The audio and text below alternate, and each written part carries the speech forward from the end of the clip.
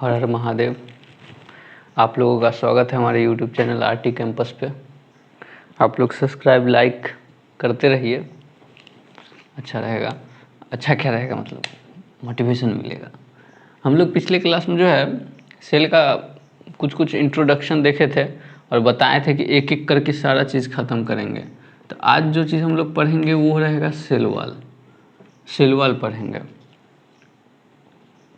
Cell को जब तोड़ते थे तो बताए थे कि सबसे बाहर का जो कवर होता है सेल वाल होता है, उसके बाद सेल मेम्ब्रेन होता है, उसके बाद साइटोप्लाज्म होता है, फिर न्यूक्लियस होता है। तो हम लोग आज सेल वाल को देखेंगे।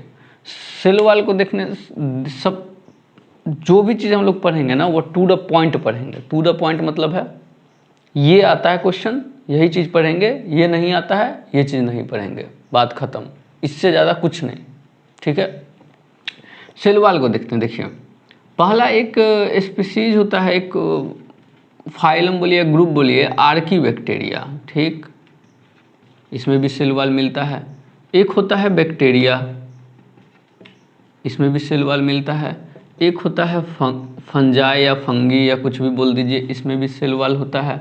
एक होता है अलगी, इसमें भी सेल वाल होता है। और एक होता है अपना प्लांट, इसमें भी सेल वाल होता है। तो हमारे पास कितने ग्रुप हैं जिनके पास सेल वाल मिलेगा? चार है। 1 2 3 4 5 ग्रुप है, सॉरी 5। पहला ग्रुप कौन सा है? आर्कीबैक्टीरिया। दूसरा ग्रुप कौन सा है? बैक्टीरिया। तीसरा ग्रुप कौन सा है? फंजाई या फंगी। चौथा ग्रुप कौन सा है? अलगी। अब पांचवा ग्रुप कौन सा है? प्लांट। आर्कीबैक्टीरिया का जो सेल वाल होता है ना उसमें मिलता है अपने को जो चीज़, वो होता है स्यूडोम्यूरिन।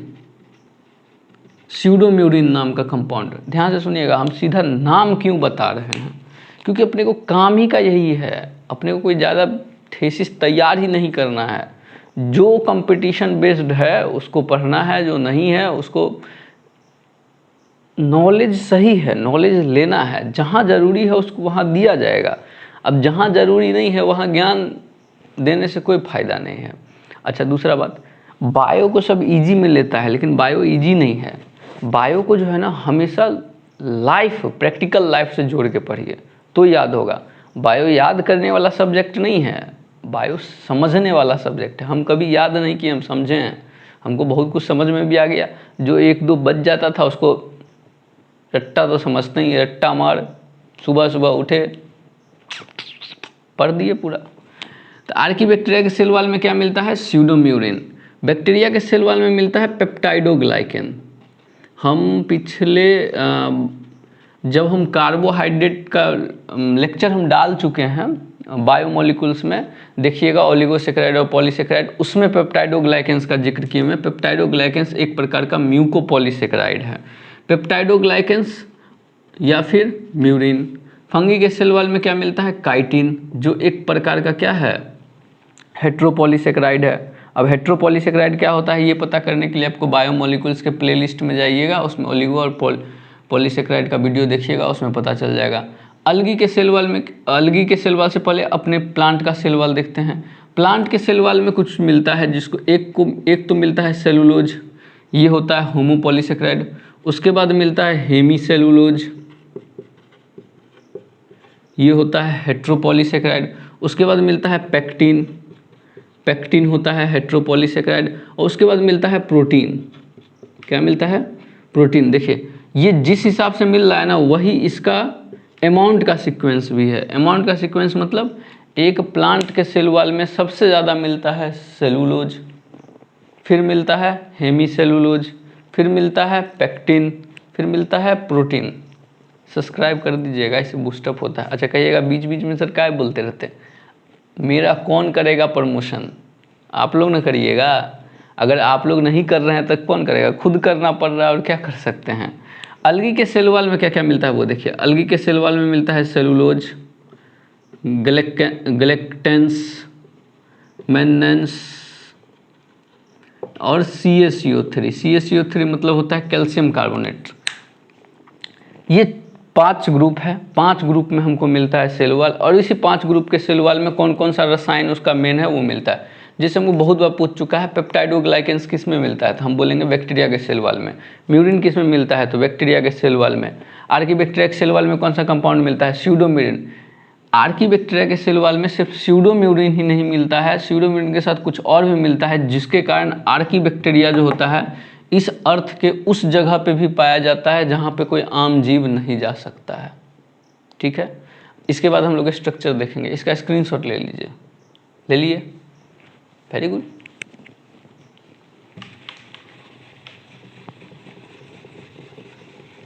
अच्छा, प्लांट के सेल वॉल में सबसे ज़्यादा क्या मिलता है? सेलुलोज। दूसरे नंबर पे क्या सबसे ज़्यादा है? हेमीसेलुलोज। तीसरे नंबर पे पेक्टिन। चौथे नंबर पे प्रोटीन। आगे देखते हैं, सेल वॉल को पढ़ते हैं ज़रा। मान लीजिए ये एक सेल है, ठीक, ये क्या है? दूसरा सेल है। हम बोले थे कि अगर प्लांट का एक सेल होगा उसका सबसे बाहरी कवर क्या होगा? Cell wall. सबसे बाहरी कवर क्या होगा? Cell wall. सेल वॉल को CW से हम देखते हैं कि दो सेल के बीच में या दो सेल वॉल के बीच में एक और परत मिलता है जिसको बोलते हैं मिडिल लेमिला। क्या बोलते हैं? Middle lamella. अब हम आगे बढ़ने की कोशिश करते हैं। आगे बढ़ने से पहले एक शब्द होता है प्राइमरी और एक शब्द होता है सेकेंडरी, ध्यान से सुनिएगा, और एक शब्द होता है टर्सरी। प्राइमरी को 1 डिग्री से दर्शाते हैं, सेकेंडरी को 2 डिग्री से और टर्सरी को 3 डिग्री के। प्राइमरी का मतलब होता है ऐसा चीज़ जो सबसे पहली बार बना हो। सेकेंडरी का मतलब होता है ऐसा चीज़ जो प्राइमरी के बाद बना हो और उसी से कुछ जुड़ा हुआ चीज़ हो। टर्सरी का मतलब होता है जो प्राइमरी सेकेंडरी के बाद बना हो और इसी सब चीज़ से जुड़ा हुआ हो। एक बार और, प्राइमरी का क्या मतलब होता है? जो सबसे पहली बार बना हो। सेकेंडरी का मतलब क्या होता है? जो प्राइमरी के बाद बना हो और कहीं ना कहीं उससे जुड़ा हुआ हो। टर्सरी का मतलब क्या होता है? जुड़ा हुआ मतलब वैसा ही चीज़ हो। टर्सरी का मतलब होता है जो प्राइमरी और सेकेंडरी के बाद बना हो और प्राइमरी सेकेंडरी के जैसा ही हो, मतलब उससे जुड़ा हुआ हो। दो सेल है, सेल का बाहरी कवर है सेल वॉल, दो सेल के ठीक बीच में हमको मिलता है मिडिल लेमिला। ठीक, इस मिडिल लेमिला के जस्ट बाद हमको मिलता है प्राइमरी सेल वॉल। क्या मिलता है? Primary cell wall. Primary cell wall बोल रहे हैं, इसका मतलब सेल वॉल में सबसे पहली बार कौन बनेगा? Primary cell wall. Cell wall भी अब प्रकार में बदल रहा है, देखिए प्राइमरी सेल वॉल। इसके ठीक अंदर मिलता है हमको सेकेंडरी सेल वॉल। और कुछ प्लांट में, अपने को तो मेन यही दो पढ़ना है, लेकिन कुछ प्लांट में एक और मिलता है जिसको बोलते हैं टर्सरी सेल वॉल। इसको बाहर से अंदर की तरफ याद करिए। अगर बाहर से अंदर की तरफ कुछ बन रहा है, इसका मतलब इसको अंदर से सेल वॉल को बनाया जा रहा है, मतलब सेल खुद सेल वॉल को फॉर्म कर रहा है। देखिए, अगर प्राइमरी सबसे अंदर रहता, अगर प्राइमरी सबसे अंदर रहता तो क्या होता? प्राइमरी है, सेकेंडरी डाले, फिर इस पर टर्सरी डाले, ऐसे होता। लेकिन अब क्या है कि प्राइमरी सबसे बाहर है, प्राइमरी क्या है? सबसे बाहर, और सेकेंडरी टर्सरी बाद में आ रहा है, अंदर से आ रहा है। कहाँ से आ रहा है? अंदर से। इसका मतलब सेल खुद फॉर्म कर रहा है। अब इसके एक एक करके पढ़ते हैं, यहीं पे पढ़ लेते हैं, एकदम छोटा छोटा है। मिडिल लेमिला क्या होता है? मिडिल लेमिला जो होता है दो सेल को जोड़ने का काम करता है, दो सेल को जोड़ने का काम करता है। सीमेंट किसकी तरह काम करता है? सीमेंट। और प्लांट का सीमेंट क्या होता है? पेक्टिन। अच्छा, प्लांट का सीमेंट पेक्टिन होता है। ये चीज़ हम बायोमोलिक्यूल्स के ओलिगोपॉलीसेकेराइड वाले बायोमोलिक्यूल्स के प्लेलिस्ट में जाइएगा तो ओलिगोपॉलीसेकेराइड में हम पढ़ाए हैं पेक्टिन, वहाँ बताए हैं। वो एक हेट्रोपॉलीसेक। मिडिल लेमिला क्या करता है? दो सेल को जोड़ता है और सबसे पहली बार बनता है, मतलब ये फर्स्ट फॉर्म्ड है, सबसे पहली बार बना है, पहला पॉइंट। दूसरा पॉइंट, ये दो सेल को जोड़ता है। जोड़ने को क्या बोलते हैं? Attach to cell. अच्छा, ये सेल कौन सा होगा? ऐसा सेल होगा जिसमें सेल वॉल होगा, दो सेल को जोड़ता है। चूंकि दो सेल को जोड़ता है तो इसमें तो एक कंपाउंड तो पक्का हो गया, पेक्टिन। हम पेक्टिन क्यों बोल रहे हैं? क्योंकि प्लांट सीमेंट होता है पेक्टिन और हाइलुरोनिक एसिड होता है एनिमल सीमेंट। एनिमल के सेल को जोड़ने का काम करता है हाइलुरोनिक एसिड और प्लांट के सेल को जोड़ने का काम करता है पेक्टिन। ये हम बता चुके हैं बायोमोलिक्यूल्स के प्लेलिस्ट के ओलिगोपॉलीसेकेराइड में। ये पेक्टिन क्या करता है? देखिए, सीधे पेक्टिन अगर मिडिल लेमिला में आ जाएगा तो समझ में नहीं आएगा। हम इसका साल्ट बना देते हैं। क्या बना देते हैं? साल्ट इसका बनाते हैं कैल्शियम और मैग्नीशियम का। किसका साल्ट बनाते हैं? कैल्शियम और मैग्नीशियम का। पेक्टिन का कैल्शियम मैग्नीशियम साल्ट जैसे ही बनेगा, इसको बोलते हैं कैल्शियम मैग्नीशियम पेक्टेट। क्या बोलते हैं? Calcium magnesium pectate. ये एक्चुअली में यहाँ पर काम करता है प्लांट सीमेंट की तरह। तो प्लांट सीमेंट की तरह कौन काम किया? पेक्टिन का calcium magnesium salt, calcium magnesium pectate. आज के बाद अगर कोई पूछे कि सेल वॉल का वह कौन सा भाग है जिसमें हमको पेक्टिन या पेक्टेट या कैल्शियम मैग्नीशियम पेक्टेट मिलता है, तो मिडिल लेमिला, या फिर उल्टा घुमा दे कि मिडिल लेमिला में ऐसा क्या मिलता है जो हमको दो सेल को जोड़ता है, तो कैल्शियम मैग्नीशियम पेक्टेट। दूसरा है primary cell wall. Primary cell wall का कोई मतलब नहीं है, सेल वॉल का वह भाग जो पहली बार फॉर्म्ड होगा, फर्स्ट फॉर्म्ड। अच्छा, ये मिडिल लेमिला भी फर्स्ट फॉर्म्ड है, ये सेल वॉल में फर्स्ट फॉर्म्ड है, मतलब सेल वॉल जब बन रहा था तो primary cell wall first formed था। दूसरा पॉइंट क्या याद रखना, ये थिन होता है, कोई दिक्कत नहीं है, थिन मतलब हुआ पतला। ये इलास्टिक होता है, इलास्टिक मतलब लचीला, थिन और इलास्टिक होता है, और हर एक मेरिस्टेमेटिक सेल में प्रेजेंट होता है। मेरिस्टेमेटिक सेल क्या है वो देखिए, प्लांट में कुछ सेल ऐसा होता है जो रेगुलर डिवाइड करता है। रेगुलर डिवाइड करता है मतलब हमेशा एकदम फास्ट डिवीजन करते रहता है, सेल पटापट पटापट पटापट सेल से सेल बनते रहता है, उसको बोलते हैं मेरिस्टेमेटिक सेल। जैसे ये प्लांट है, ये प्लांट का टिप और ये प्लांट का रूट, ये हो गया स्टेम और ये प्लांट का टिप। हम देखते हैं कि प्लांट एकदम बीज में आया था, अब ऊपर भी हाइट बढ़ रहा है, नीचे भी रूट बढ़ रहा है। रूट बढ़ने के लिए क्या करना होगा, रूट के टिप पर और प्लांट के स्टेम टिप पर, ब्रांच में भी मिलता है, मोटाई भी बढ़ता है, उस सब में भी होता है, लेकिन अभी अपन कॉमन देखते हैं।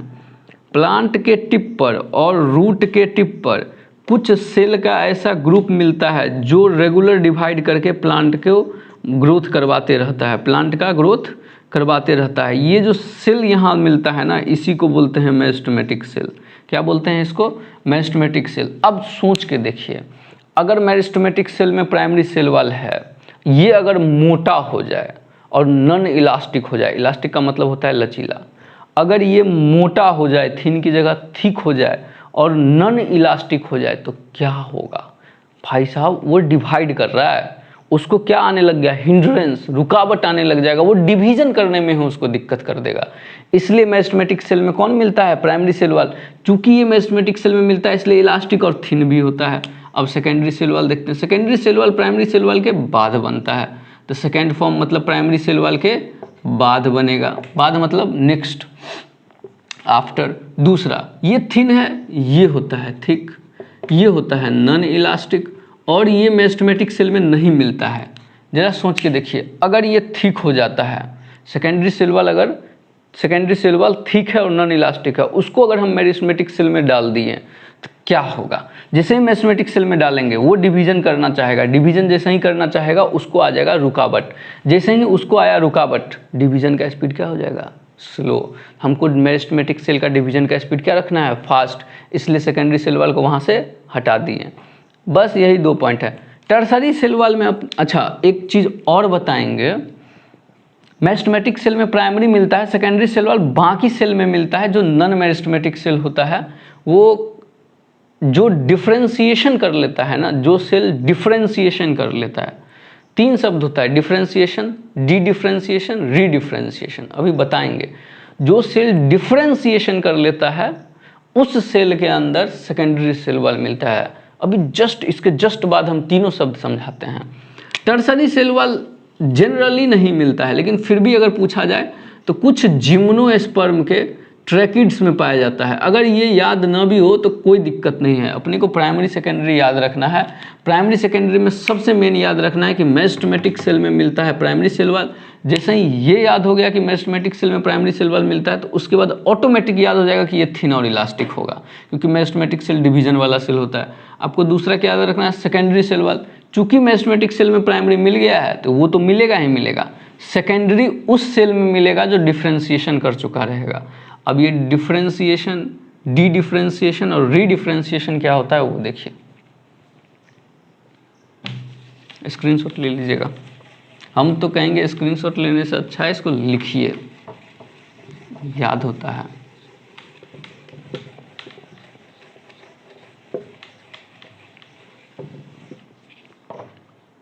देखिए कितना शब्द हम लोग पढ़े हैं? 3। पहला है डिफ्रेंशिएशन, दूसरा है डी डिफ्रेंशिएशन, और तीसरा है रीडिफ्रेंशिएशन। क्या है वो सुनिएगा।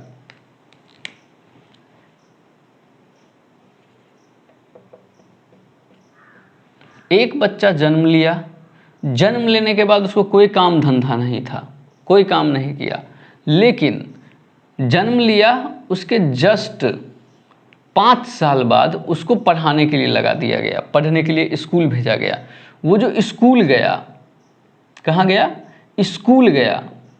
इसका सबसे पहला काम जो डिसाइड हुआ, स्कूल जाना जो डिसाइड हुआ, स्कूल जाना जो डिसाइड हुआ, मतलब इसका सबसे पहला काम, एक जो काम निर्धारित नहीं था उसको जो फर्स्ट टाइम काम निर्धारण किया गया, उसी को बोलते हैं डिफ्रेंशिएशन। अब डी डिफ्रेंशिएशन क्या है देखिएगा, इसका स्कूल कंप्लीट हो गया, पढ़ाई कंप्लीट हो गया, अब ये इंटरव्यू के लिए गया, मतलब अब फिर बेला हो गया, बेरोजगार हो गया। क्या हो गया? बेरोजगार। बच्चा स्कूल जा रहा है, उस समय बेरोजगार नहीं कहलाएगा। बच्चा जब तक स्कूल नहीं गया तब तक वो बेरोजगार है। हाँ, बेरोजगार ही बेरोजगार मतलब जिसको कोई काम देना। बच्चा क्या है? बच्चा क्या करता है? घूमते फिरते रहता है। जो बच्चा छोटा है उछल कूद करते रहता है, परेशान तो नहीं बोलेंगे, मतलब बदमाशी करते रहता है, चंचल होता है। जो बच्चा था वो बेरोजगार था, स्कूल गया, उसका सबसे पहला बार काम डिसाइड हुआ, उसको बोले डिफ्रेंशिएशन। अब डी डिफ्रेंशिएशन क्या हो गया? जो काम डिसाइड हुआ था उस काम को छीन लिया जाए और उसको फिर बेरोजगार कर दिया जाए, मतलब पता ही नहीं चले वो क्या कर रहा है। ध्यान से सुनिएगा, जो काम सबसे पहली बार कर रहा था उस काम को छीन लिया जाए, फिर क्या कर दिया जाए? बेरोजगार। उसको इस प्रक्रिया को बोलेंगे डी डिफ्रेंशिएशन। अब बेरोजगार हो गया, लेकिन हमेशा तो रहेगा नहीं, गया इंटरव्यू दिया, बन गया डीएम। क्या बन गया? डीएम। दोबारा से काम नियुक्त किया जाए, इसको बोलेंगे रीडिफ्रेंशिएशन। क्या कह दिए हम? क्यों इसको लाइफ बेसिस पे समझा रहे हैं? क्योंकि ये बायो है, बायो इज लाइफ। जितना इसको प्रैक्टिकल पढ़िएगा उतना ये समझ में आएगा। डिफ्रेंशिएशन का मतलब हुआ पहली बार किसी चीज का जो काम डिसाइड हो रहा है उसको बोलना है डिफ्रेंशिएशन। डी डिफ्रेंशिएशन का मतलब हुआ डिफ्रेंशिएशन का उल्टा। जो काम हम डिसाइड किए थे उस चीज के लिए, उस काम को छीन लिए। और रीडिफ्रेंशिएशन का मतलब हुआ जिससे हम काम छीने हैं उसको वापस कोई और काम दो, सेम काम नहीं देना है, कोई और काम दो। ऐसे ही प्लांट में होता है। मेरिस्टेमेटिक सेल जो था वो डिवाइड करके नया सेल बना दिया। अब ये जो नया सेल है इसको हम बोले कि तुम जाओ पत्ती बनाओ। क्या बनाओ? पत्ती बनाओ, लीफ बनाओ। तो ये बना दिया, डिफ्रेंशिएशन कर लिया। हम लीफ बना चुका था वो, हम गए लैब में, हम सोचे कि नहीं भाई साहब, पत्ती बन तो गया है लेकिन हमको इस पत्ती से पूरा प्लांट बनाना है। हमको इस पत्ती से क्या बनाना है? प्लांट। चूंकि वो पत्ती बना हुआ है तो हम उस सेल को वापस एक मेरिस्टेमेटिक सेल की तरह ट्रीट करवाएंगे, मतलब इसके पत्ती वाला काम को छीन लेंगे। जो छीनेंगे ना उसी को बोलेंगे डी डिफ्रेंशिएशन। और जैसा ही काम छीनेंगे हो गया डी डिफ्रेंशिएशन, अब इससे पूरा प्लांट बनाओ, तो ये हो गया री डिफ्रेंशिएशन। समझ में आया तीनों शब्द? डिफ्रेंशिएशन, डी डिफ्रेंशिएशन और री डिफ्रेंशिएशन। अब दो चीज़ और समझते हैं इसी के साथ, क्योंकि शब्द हम जब पढ़ ही रहे हैं तो अच्छा से समझते हैं। एक शब्द होता है पाथवे। पाथवे मतलब होता है रास्ता। पाथवे मतलब रास्ता। कोई भी चीज़ कहीं से भी ट्रांसपोर्ट होता है, मान लीजिए हमारे बॉडी के माइंड से ट्रांसपोर्ट हो रहा है नाखून तक, कोई भी चीज़, मान लीजिए कोई फंक्शन, ब्लड ही ट्रांसपोर्ट हो रहा है, तो उसके लिए एक रास्ता है, उसके लिए एक पाथवे है, रास्ता है, उसी को बोलते हैं पाथवे। पाथवे जो होता है ना वो होता है दो प्रकार का। देखिएगा, एक पाथवे को बोलते हैं सिम्प्लास्टिक पाथवे और एक पाथवे को बोलते हैं एपोप्लास्टिक पाथवे। एक पाथवे को क्या बोलते हैं? सिम्प्लास्टिक, और एक पाथवे को एपोप्लास्टिक। क्या होता है वो सुनिएगा। सिम्प्लास्टिक पाथवे वो होता है जब किसी रास्ते में किसी लिविंग चीज़ से टकराए या लिविंग चीज़ को क्रॉस करे, और एपोप्लास्टिक पाथवे वो होता है जब किसी रास्ते में कोई लिविंग चीज़ से टकराए ही ना। सोच के देखिए, सेल वॉल क्या होता है? Non living. ये शायद बताए नहीं, अरे बहुत बार बता चुके हैं। सेल वॉल क्या होता है? Non living. नॉन लिविंग चीज से ही सिर्फ टकराए, सिर्फ शब्द भी ले रहे हैं, ओनली एंड ओनली एपोप्लास्टिक। गलती से भी लिविंग को क्रॉस किया, सिम्प्लास्टिक। इसको समझने के लिए हम लोग एक चीज समझते, मान लीजिए ये सेल है, एनिमल का 2 सेल है, सॉरी प्लांट का 2 सेल है, तो ये सेल वॉल हो गया, ये सेल मेम्ब्रेन, ये सेल वॉल, ये सेल मेम्ब्रेन। अगर हमको यहाँ से कोई चीज़ यहाँ ले जाना है तो दो रास्ता हो सकता है, इसी को हम दोबारा बनाते हैं। हमको यहाँ से कहाँ ले जाना है, यहाँ से यहाँ तक कैसे कैसे जा सकते हैं। देखिए अगर हम इसको टच किए, ये तो सेल वॉल को टच किए, सेल वॉल नॉन लिविंग है, चुपचाप यहाँ से निकल गए। सेल वॉल को ही टच किए हैं, सेल मेम्ब्रेन लिविंग होता है, सेल मेम्ब्रेन को नहीं। दोबारा क्या किया, ये इसको क्रॉस कर गया, सेल वॉल को भी टच कर दिया, सेल मेम्ब्रेन को, लिविंग को जैसे ही टच कर दिया, ये हो गया सिम्प्लास्टिक। एपोप्लास्टिक क्या होगा, यहाँ से गए, चुपचाप सेल वॉल को क्रॉस करते हुए फिर से सेल वॉल को क्रॉस करते हुए निकल गए, हम कहीं भी लिविंग को टच नहीं किए, उसी को बोलते हैं एपोप्लास्टिक। इसको क्यों पढ़ाए हैं वो सुनिए। अभी हम लोग देखते हैं function of cell wall. Function of cell wall, पहला फंक्शन होता है सेल वॉल का, ये तो रिजिड होता है तो प्लांट को सपोर्ट करने में, तो पहला फंक्शन हो गया सपोर्ट करने में। दूसरा फंक्शन होता है सेल वॉल का ट्रांसपिरेशन, जो होता है ना, वाष्प उत्सर्जन, आई थिंक यही बोलते होंगे हिंदी में, हिंदी नहीं पता है। ट्रांसपिरेशन, जो प्लांट पानी को इवापोरेशन के फॉर्म में हवा में उड़ाता है, उसको बोलते हैं ट्रांसपिरेशन। तो ये ट्रांसपिरेशन को हद तक कम करता है। भाई साहब ये ट्रांसपिरेशन लॉस बहुत बेकार चीज़ है, प्लांट बहुत ज़्यादा पानी वेस्ट करता है, आपको पता है। हम टैंकर का टैंकर पानी खेत में उझल देते हैं, प्लांट लेता है बेचारा 2 बूंद, बाकी सब उड़ा देता है। मतलब राइस प्लांट तो भाई साहब सोचिए ही नहीं।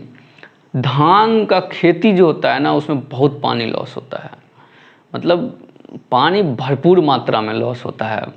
तो क्यों लॉस होता है, ट्रांसपिरेशन से। इसको बहुत हद तक कम करता है। कौन कम करता है, सेल वॉल। ये दूसरा फंक्शन है। तीसरा फंक्शन है, ये एपोप्लास्टिक पाथवे में पार्टिसिपेट करता है। एपोप्लास्टिक क्यों बोल रहे हैं, क्योंकि सेल वॉल क्या होता है, नॉन लिविंग। अगर सिर्फ नॉन लिविंग को क्रॉस करेंगे तो क्या बोलेंगे, एपोप्लास्टिक पाथवे। क्या बोलेंगे, एपोप्लास्टिक पाथवे। इसीलिए अभी समझाए थे, इसका स्क्रीनशॉट ले लीजिएगा। किसी का काम अगर पहली बार डिसाइड किया जाए तो क्या बोलेंगे, डिफरेंशिएशन। उसके काम को वापस छीन लिया जाए तो डी डिफरेंशिएशन। वापस से उसको काम दिया जाए दूसरा तो री डिफरेंशिएशन। काम कभी भी दोनों सेम नहीं होगा, ध्यान रखिएगा। अब एक शब्द पढ़ते हैं, प्लाज्मोडेस्माटा। प्लाज्मोडेस्माटा क्या होता है वो देखिए। एक सेल ये है, ये हमारा न्यूक्लियस है, ये सेल मेम्ब्रेन है जस्ट इसके चिपका हुआ। दूसरा सेल जस्ट इसके बगल में है, ये हमारा सेल मेम्ब्रेन है और ये हमारा न्यूक्लियस है। आगे पढ़ाएंगे, एक सेल ऑर्गेनल होता है जिसको बोलते हैं ईआर। ईआर इससे निकलता है, इसके बाहरी कवरिंग से।